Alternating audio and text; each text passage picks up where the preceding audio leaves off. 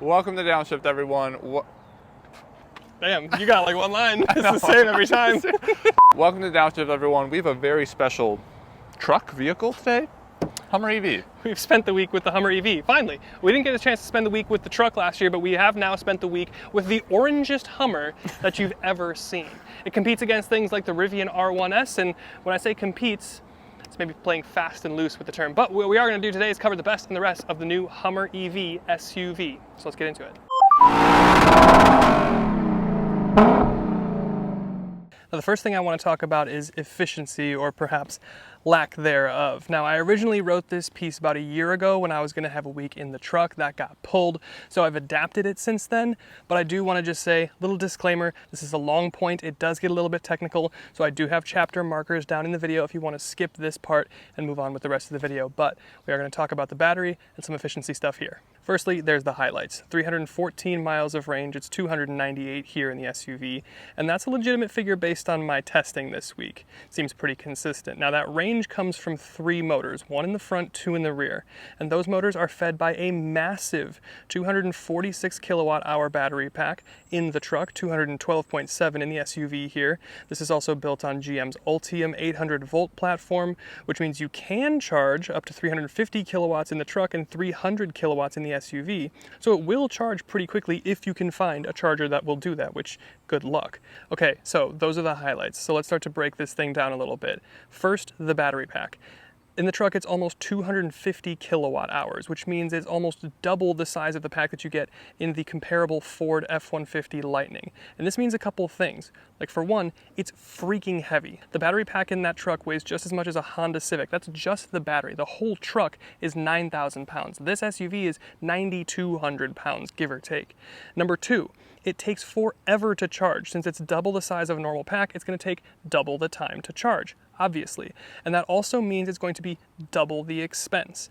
Also, the public charging infrastructure is going to be a problem. I have 1 DC fast charger on me. I live in Milwaukee. It's not a major city, but it's a pretty major city. I live on the north side of Milwaukee. There's 1 DC fast charger, and now it's gone. I went to go charge this thing the other day for a social media piece, and the DC fast charger was just gone. And the next one is like on the south side or the west side, and I was not going to go all the way out there.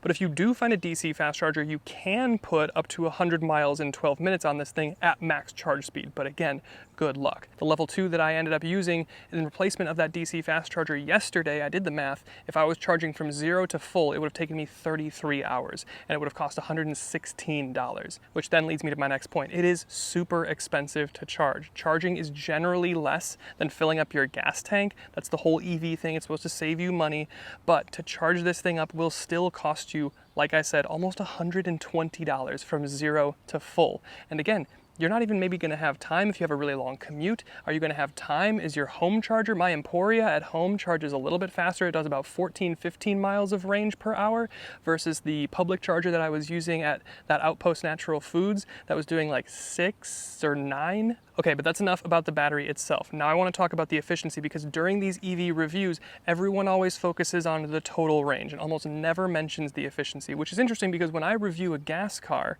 I don't talk about the total range that you can get on a tank. But what I do talk about is the MPG, or the efficiency. So here we go. Now, generally speaking, this is a horrifically inefficient vehicle. Just think about what I said before. This has the battery pack twice the size of the Ford Lightning, and yet the Lightning gets within 10 miles of range of the Hummer EV truck. So simple math would tell you, okay, twice the battery pack with the same range means the Lightning is twice as efficient as the Hummer. The Hummer EV truck is rated at 47 mpge, or 50 mpge here in the SUV, and I'll talk about what mpge means in a second. The Lightning then, from Ford, is rated at 72 mpge versus the 47 that you get in the Hummer. And just for context, the most efficient vehicle that you can buy is a Lucid Air. That'll do 140 mpge, so almost 100 mpge more than in the Hummer truck. Okay, but Matt, that doesn't mean anything to me. What is mpge and why should I care?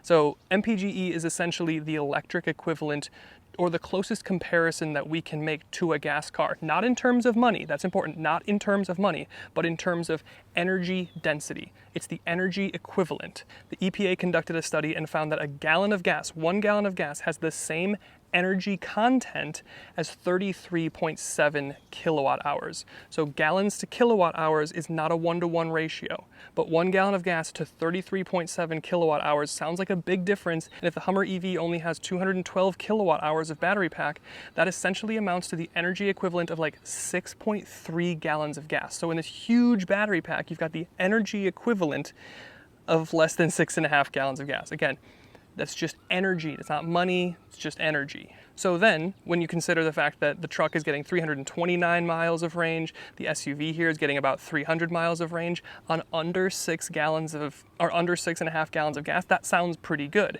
And it's able to do so because internal combustion cars, on average, are only functioning at about 25 to 30% thermal efficiency. That means 75% of the power that they generate or create from the engine is being lost or wasted in the form of heat. Whereas electric powertrains get closer to a 90% thermal efficiency. So only about 10% of the power that's created or from the battery is lost. So for ease of argument's sake, let's say the EV powertrain is 3 times more efficient than gas, simply in terms of turning energy into work. That's including things like regen braking and then incorporating the heat pump to capture heat from the battery pack and then send it to warm up the cabin. Not today because it's 90 degrees and apparently it has been every day this week. So think of the Hummer EV then as a vehicle that is 3 times more efficient at its core than any gas equivalent. And yet it's still getting worse fuel economy than a Toyota Prius or even a Toyota Camry right now. That's just a normal hybrid, by the way. It's not a plug-in or anything. So that's the incredibly long way of saying your Greenpeace certified Hummer EV is still very much a Hummer. However, to be getting the equivalent of almost 15 mpg in 9,000 pounds and 1,000 or 1,200 pound-feet of torque in this size monster truck, I mean, that is something to behold. And again, I'm really sorry this point took so long, but there was a lot to cover and I hope you found it as interesting as I did. But let's move on with the video.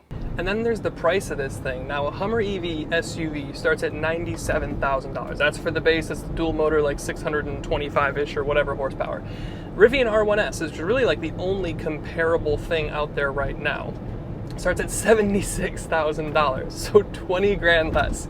And that's also for dual motor all-wheel drive. Now, as tested, this is the 3X, which is $118,000 as tested again. It's got the extreme off-road pack, which is about 10 grand, and then the destination charge on a Hummer EV SUV, $2,300. This is the most expensive destination charge I've ever seen, and I can imagine why at 9,200 pounds. It's probably going to take a pretty special truck to move these things around the country. But you can spend up to $138,000 if you go for the Omega limited edition truck. And not only is it expensive to buy, but it's expensive to charge too. If I were to charge this thing from flat to full on that public charger that I showed you guys, it would have cost me like 116 bucks. And it's gonna take forever to do that. I think my calculation was about over 33 hours. That would be super boring if I had to sit there and wait that 33 hours while this thing charged. So I'm gonna plug in, grab my new favorite toy, and go get some lunch. This is the Hiboy X300, a new e-scooter from them that they're calling the SUV of e-scooters. So it's only fitting that I check it out during my Hummer EV week, right? This X300 has actually been really impressive and it has legitimately become my favorite toy. It seems super well built, very durable, and can even go off-road a bit. It's powered by a motor in the back, putting out up to 700 watts of power. Top speed is about 23, according to them, though my 200-pound self tops out at about 19 or 20 miles per hour. The max range that you'll get from a full charge on the battery is good for 37 miles. It's got disc brakes, front shocks, a turn signal on each side, brake lights, and a headlight. And it's foldable, though it's made of metal and it's pretty sturdy, so it's not super easy to tote around. But I do have to say, this is honestly my favorite new toy. I don't have a real reason to have one of these, but ever since it's been dropped off, I've found an excuse to get out and ride my new X300 from Hiboy, even if it's just to go for a blast around the block to clear my head and get away from my desk. But with that, let's get back to the video. And I do have to say, the weight just kind of stresses me out. Maybe it's just a mental thing, maybe it's just me, but it does stress me out at 9,200 pounds. The battery pack itself, just the cells and the modules, weighs as much as a Honda Civic. And then the whole thing, the 9,200 pounds, weighs as much as a 40-foot shipping container, an African elephant, 5 rhinos. I mean, it weighs a lot. And for that reason, I worried about things like, it sitting on my new garage floor that I just poured. I'd hate to have that crack or something. And again, maybe this isn't rational, but I did worry about it being out there. And then a more realistic thing, especially for here in Wisconsin, we don't have a lot of like BLM land. We don't have any BLM land. So a lot of these trails are kind of sanctioned and monitored, and there are weight restrictions, especially if you're gonna go to an off-road park. There's side tolerance and width restrictions on a lot of these trails. So just something to note with something so big, so wide, and so heavy that you may not be able to take it on as many off-road adventures as maybe you're thinking. And then there's just a couple little missing things, and these are nitpicks more than anything, so take it with a grain of salt. Now, for one, again, I'll remind you of the price, $118,000, and for that, I don't have a massage seat. I don't have cooled seats in the rear. Again, that's something that you could get on like a Hyundai Palisade, a Mazda CX-90. You have an air down mode for your tires, but you don't have an air compressor built in, so you're gonna have to air them back up on your own somehow. You do have an all window down button, which is kind of a classic GM thing. They have the all window down button, and this also has the 4Runner window in the back trunk, which is very cool. So it puts all the windows down with this one button, but not a single one of these windows is automatic back up. So you have to hold all of the buttons to get all the windows back up. And then when we talk about the roof, I do like the fact that the roof panels come off. It's been devastatingly hot and or raining all week, so I haven't actually used it. But the little thing that I did notice was over bumps, and especially when you're cornering, it does creak a little bit, just the nature of this sort of roof. You obviously have that in the Bronco, you have it in the Wrangler, so that's to be left alone perhaps, but just something to notice. Even at 118 grand, it does have a little bit of creaking. This thing also doesn't have any ambient lighting in the cabin, which I think is a little bit weird. For all of the drama and theater that you get from this cabin experience, to not have ambient lighting is a little bit strange. And then of course, with something this big, this boxy, and this heavy, road noise is a thing between the tires, they're mud terrain, so obviously, and then also some wind noise, especially at highway speeds, again, obviously. But good news, if you want to tow something, you can tow up to 7,500 pounds, which is good. So just a couple small little nitpicks or little details that don't deserve their own con section, but just some things to notice. But there's a lot of really fun things going on with this thing, so let's talk about the good stuff. And of course, we can't make a Hummer EV video without talking about all of the little gimmicks, and there's a couple. Now the first one is of course the crab walk mode. This thing has rear steer module with 10 degrees of steering. So up to 10 degrees you can match your rear wheels with your front wheels and drive diagonally.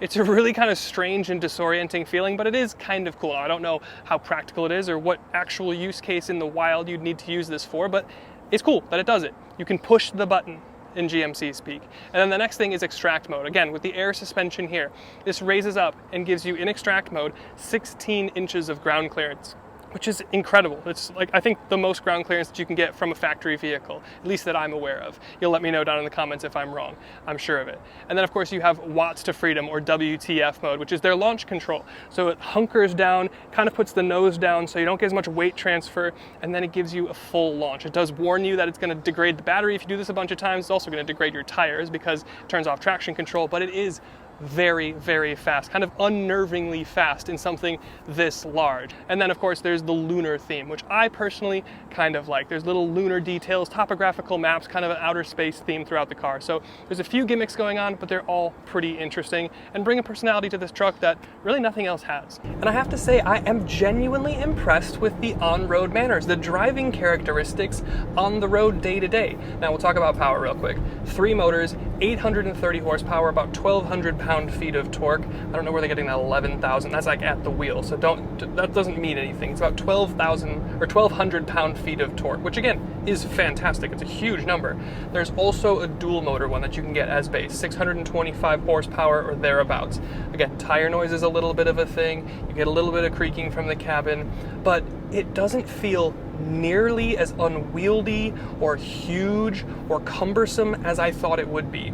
Now you've got the air suspension, so the ride is actually really kind of, it's a little wallowy, but it's like really pillowy and soft and really actually pretty nice. Now with it being so soft, when you get into the throttle, it does tend to buck and pick the nose up, obviously, but that's kind of some fun drama to it. And then the other thing to notice is everyone stares at you. So we're talking about the entire driving experience. This is something that I noticed. Everyone stares at you, and only about 40% of that is the afterburner bright orange tint coat paint. But ultimately, this thing is way easier to drive. I'm way more relaxed behind the wheel than I was expecting to be. So I gotta give it to GMC, they did a good job with this thing.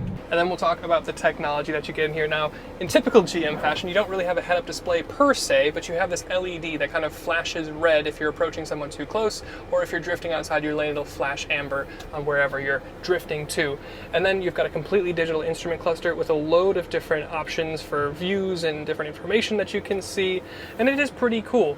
We'll zoom out and look at the steering wheel here itself. You do have this bar, which signifies that you have Super Cruise, which in general is very good. It's probably either the best or one of the best systems that you can get.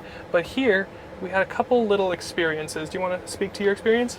Yeah, so I just think I took it on a highway that was under construction, and during certain parts of that, it would not even allow me to engage Super Cruise, whereas I took a Ford F-150 that had Blue Cruise on the same highway spot, and that was able to actually work in that area. And then it did a lot of ping-ponging between the lanes.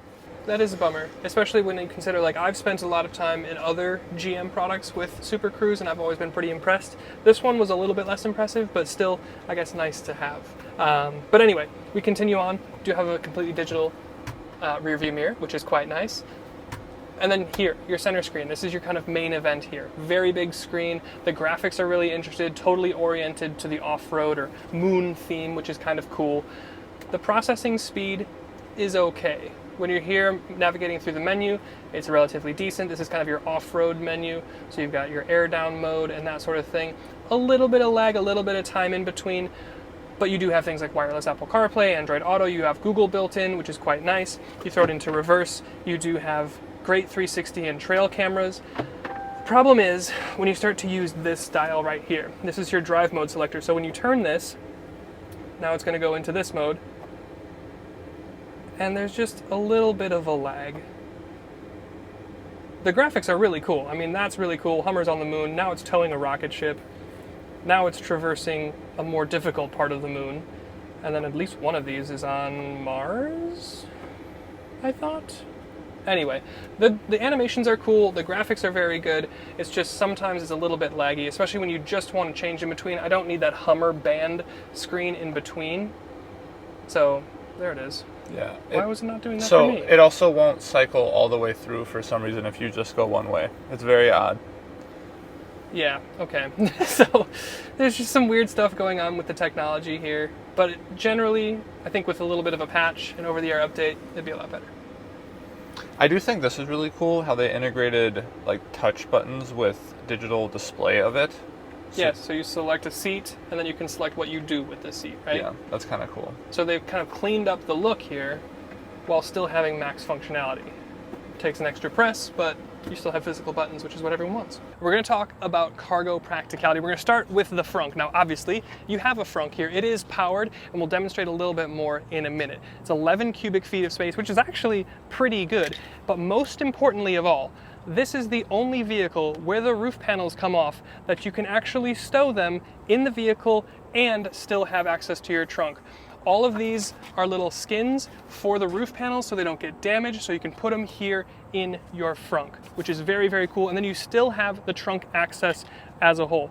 Now, important thing to note, on your key here, it says push it twice to close or open the thing. You push it twice and then you let go and then it'll open. You push it twice, you want to hold it for it to close. It's the same thing with the button on the inside of the truck. Make sure that you hold it, otherwise it'll just kind of like go down for a second. But come around, we'll check out the back seat, or the trunk rather. And there's some stuff to talk about. So, where do you think you open the trunk? If you didn't know, it'd be kind of hard to find this small button here to the side. But now obviously you've got a huge 35-inch tire. I was in the way, my bad. So you have this 35-inch tire, which is heavy, so obviously it's not gonna go up. So you push this button and it opens, or it should open. It's done it all week. Not had problems with it opening. This was happening. This was happening to me too. I've had problems with it closing, not opening. Really? No, you had problems with it opening? Yeah, it would only open a little bit ajar or slightly halfway. I got it to open like into a tree. So. Anyway, needless to say, we've had major issues with the functionality of this. We've had some experiences. Now, one thing to note that I didn't mention, this rear window goes down, like in a 4Runner, which is really cool. We're going to try this one more time. Cross your fingers. Aha! Maybe it was sensing that one of us was in the way. But anyway, this is what I've had happen to me all week. It opens just fine. We'll talk about it closing in a minute. But look at this trunk floor. It's a nice square shape, but I'm 6'1". This is the top of my hip right here. This is the load floor. Now, I guess the truth is we do have it up a little bit, so it does have a tendency to lower itself for entry and exit, but you do have a couple tie downs back here. You have an outlet and a little storage cubby over here. You don't have much space, but you have a little bit of something underneath the floor, and you can lower the rear seats with this button. I promise you can. With the seats down, you're looking at about 81 cubic feet of space. But the problem that I had, and I don't know if it's just a one-off for this week or this car, but the problem that I had all week, every time except for one, when I went to go close the trunk,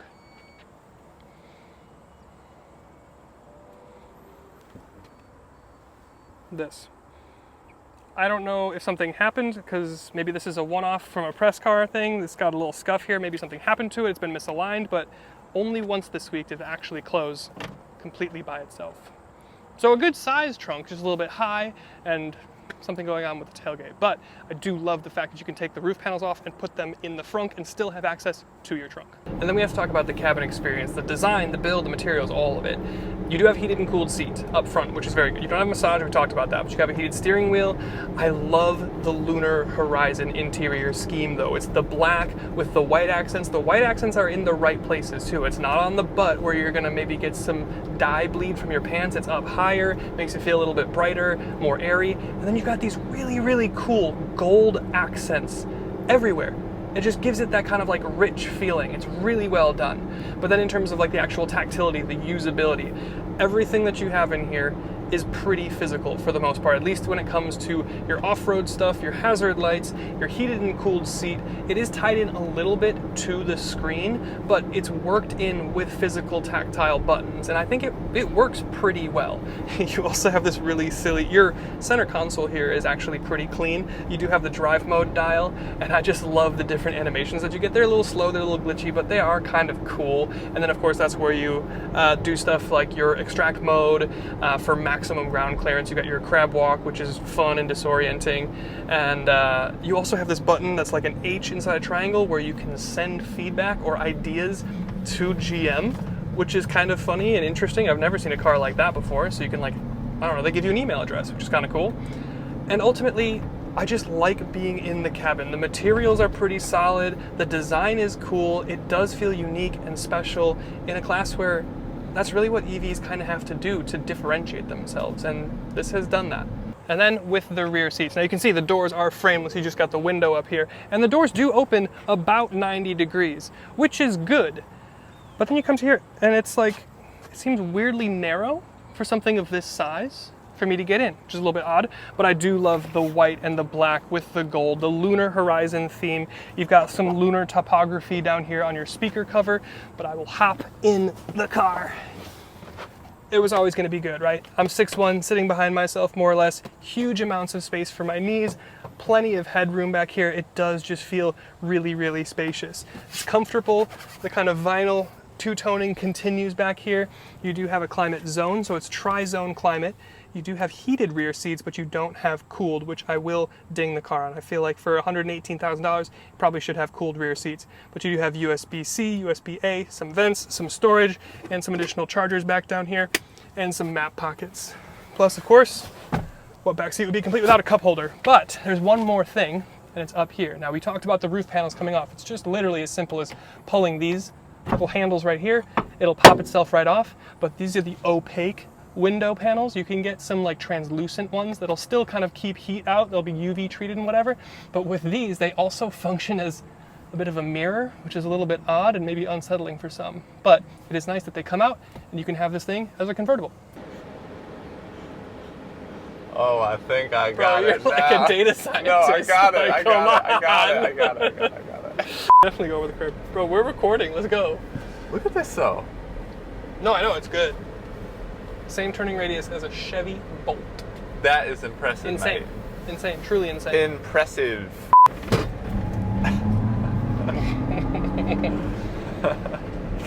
It feels so fast, but at no point do I forget how big this thing is. No. Yeah, no, I'm exactly the same way. I mean, it's hard to move around 9,000 pounds. Yes. I don't know if it's just like one of those things where you just latch onto a certain piece of information and then it kind of dominates your experience, but like I've been so aware of the size and the weight of this thing this week that it's almost like distracted from the experience, because really the standout is, we were talking about it a little bit earlier, when I first drove this thing and I looked at it in my driveway, I was like, oh my god, this thing is so big, it's going to be such a pain to drive around. And immediately I was like, oh my god, this is so nimble. Yeah. The rear steer is so well calibrated. It didn't make me feel sick. It didn't make anyone feel sick in the back. Like, it just turns, it just moves. Yeah, I think that was one of the coolest features, is just the rear steer, and it's how much agileness it has, and your ability to turn in like small parking lots, small confined spaces. It's shocking every single time you like make a tight turn in this thing. It's really, really good. I also think a standout for me was the ride with the air suspension. Yeah. It's really cushy for being 9,000 pounds. Yeah, I mean the steering is like a little bit dead, and like I wish it had more feel, but this thing rides really well, I think, when you're... What was that noise? I don't know. It was making like lizard Jurassic Park noises. But no, Made some weird noises. the ride is really subtle, and the turning radius is just genuinely shocking. It's so cool, and I wish more cars had rear steer, because it's awesome. It's been so fun. Well, I've also seen rear steer done poorly. That is true. Like in a Genesis G90, like people throw up in back seats of Genesis G90s. But this one is done really well, to your point. And yes, the ride is very good. You do get wind noise, you do get tire noise. It is still a big rectangle, right? But the ride is very good. The driving on-road characteristics are very good. And I have no doubt that the off-road stuff would be very good too. Yeah, I think the last thing I'll say is like the technology and the displays here are really crisp and they look really good and the graphics are awesome, but I just think it's overshadowed by the fact that it's laggy because it doesn't have enough like processing power. But yes, you're right. The transitions here on the drive modes are a little bit laggy. The rest of it's pretty decent. I mean, it's not like your phone responsiveness, but it's probably on par for the most part. So maybe a little bit less. What would you get? R1S or? Yeah, so I guess as it pertains to really the only other off-road oriented SUV EV. that's kind of this size, yeah, that's electric, is the R1S. And the R1S is like so much more subtle. It's so much more like a normal thing. You've got just about as much range, if not more. You've got just about the same power, if not more. You're gonna get way better efficiency though, like way better. Well, it weighs less. And you can get a third row in an R1S. It weighs a lot less. You know, I don't know. When you go to buy something like this and you end up with a Hummer EV, it's because you want a Hummer EV. Yeah. Because it looks insane. And it does the crab walk thing. And it does the extract mode and you can get way up. And like, there is charm to that. Like I texted you the first day that we had this and I was like, dude, I'm kind of embarrassed to say that I really like it. Yeah. You know, because there is a charm, there's an authenticness, there's a true Hummer-ness to this. And the R1S is a better thing. It's a better EV, 3-row, off-road oriented SUV. But this has so much character. No, I agree, and that's why I was saying to you, I think someone that's probably shopping for this is cross-shopping for like a Cybertruck for the same reasons that you're saying. Right. It's unique, it's different, it has charm, it's special, it looks different. Like, so I don't really, and to me, this kind of is in a class of its own. And don't get me wrong, like this was such a feat to make the Hummer EV 9,000 pounds this quick. I mean, it's like the technology, the engineering that went into this thing is honestly really impressive to make this thing work and work well. So from that aspect, it is really cool. But like to your point, I think someone that's buying this is probably buying it because of some of those features and standout features and characteristics that make it so special and unique and almost one of a kind when you're driving down the road. No, I totally agree. You're totally right. The engineers at GM have their business together, and it's on display here. Because what you would expect from just looking at this thing is not how it behaves on the road. It's so much more civilized, and I'm really impressed. So with that, thank you to you guys for watching. Thank you to GMC for letting us have a go in your Hummer EV, and we'll see you in the next one.